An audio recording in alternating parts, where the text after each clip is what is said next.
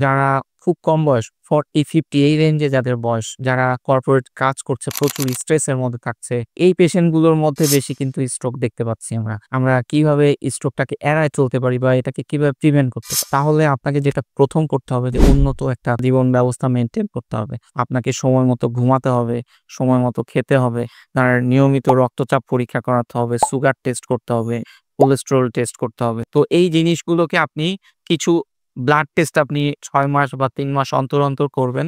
আর নিয়মিত আপনার স্বাস্থ্যটা পরীক্ষা করাবেন। স্বাস্থ্য পরীক্ষা মানে সিম্পল ২ টা জিনিস। একটা প্রেশার চেক করবেন, ব্লাড সুগার টেস্ট করবেন। আর আপনাকে প্রতিদিন কিছু শরীরচর্চা করতে হবে, ব্যায়াম করতে হবে। তাহলে আপনি সুন্দর খাদ্যাভ্যাস তৈরি করবেন, ঘুমাবেন, ব্যায়াম করবেন আর নিয়মিত কিছু স্বাস্থ্য পরীক্ষা করবেন। এটা করলেই কিন্তু আপনার স্ট্রোকের ঝুঁকি থাকলে অনেক সময় এড়ানো সম্ভব।